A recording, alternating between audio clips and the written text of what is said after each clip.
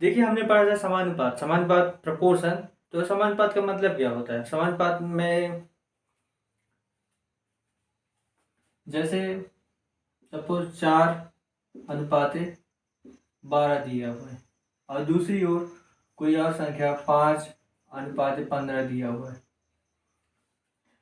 तो यदि इनको हम सरल करें, ठीक है, सरल कैसे किया जाता है? इनमें से दोनों में से का एस सी एफ को ढूंढ कर उसमें इसमें भाग दे दिया जाता है। सिंपली वही इसमें भी करेंगे। तो एस सी एफ यहाँ आ गए, 4 आ गए, तो 4 में से भागे 4 एकम 4, 4 3 12, ये आ गया। और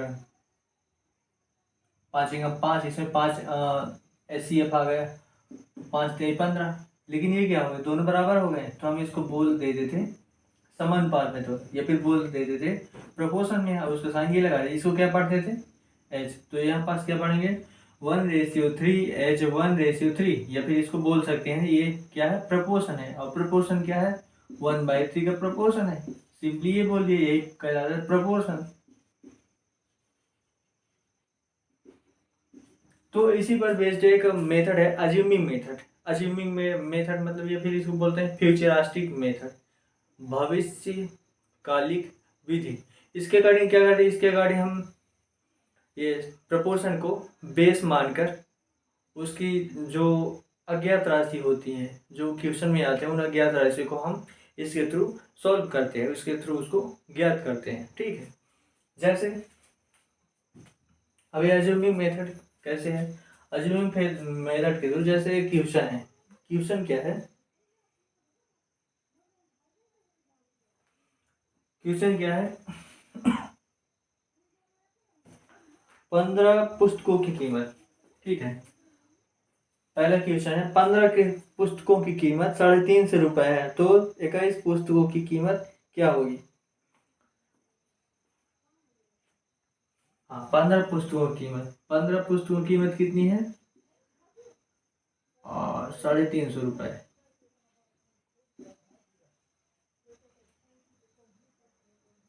बुक कीमत। ठीक है, तो 21 पुस्तकों की कीमत बताइए। तो इसको ऐसे क्वेश्चन को हमने सॉल्व किया है ऑलरेडी, किसमें? Direct direct proportional, inverse proportion, और दोनों को मिलाकर मिक्स्ड प्रोपोर्शन, या मिक्स्ड था ये कंपाउंड था, आप लोग बताइएगा। तो उसके थ्रू हमने सॉल्व किया है।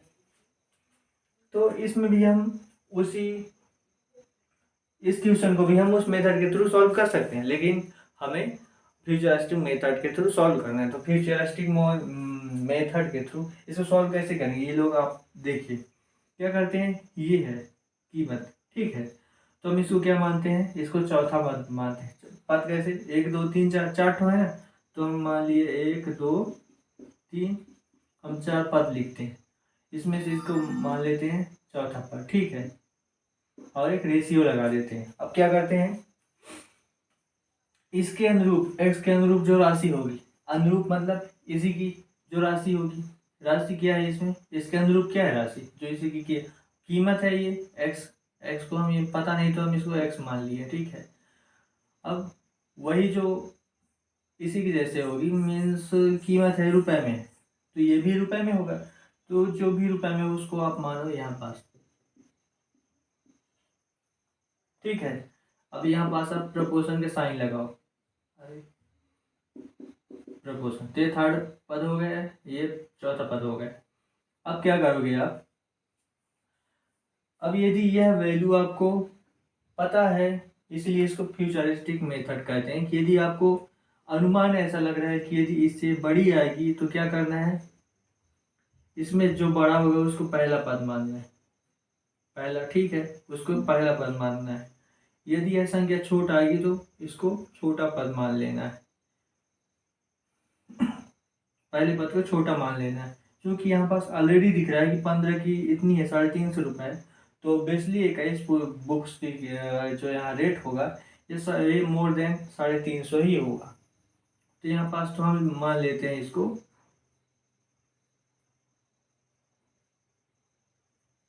15।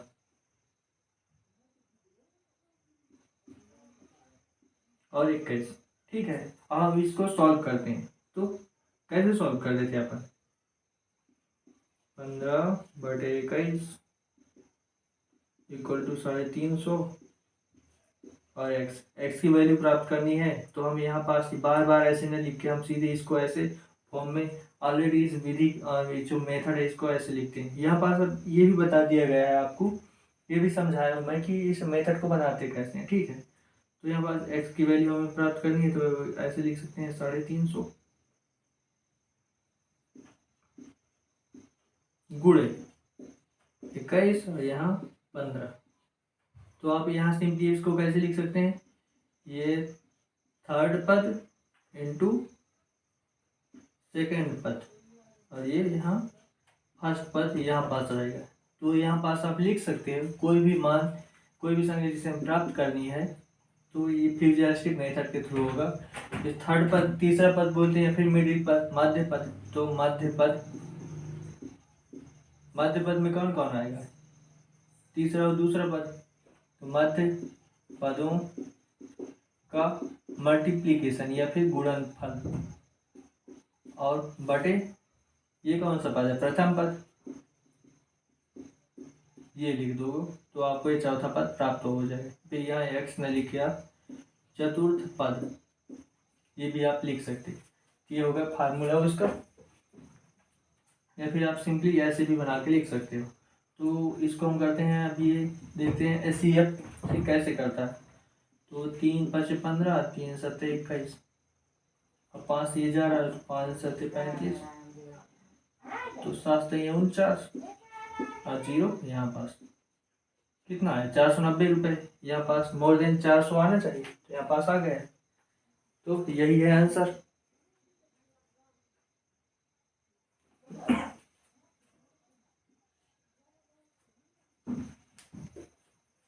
अब हम चलते हैं नेक्स्ट क्वेश्चन की, हाँ नेक्स्ट क्वेश्चन की ओर, जो अगले टाइप का है। यहाँ तो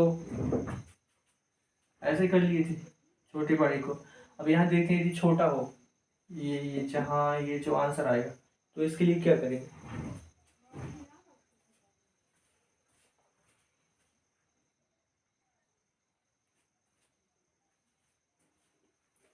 अब अगला क्वेश्चन है,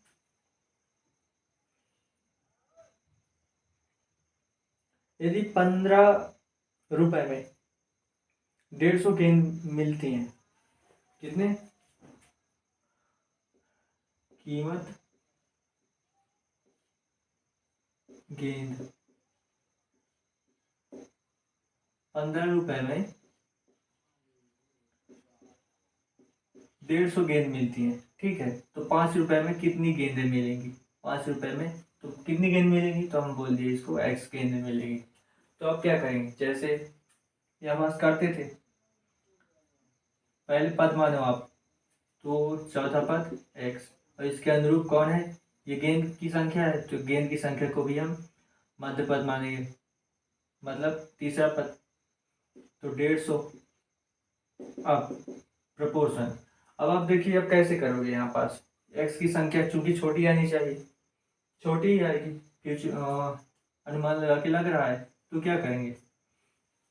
यहाँ पास देखिए बड़ी आ रही थी, तो क्या किए थे? छोटे को हम माने थे पहला पद। अब चूंकि यहाँ छोटी संख्या आ गई, तो क्या करेंगे? छोटे को, जो छोटी यहाँ पर जो छोटा होगा, जैसे यहाँ देखिए ये और ये, तो छोटा किसको मानेंगे?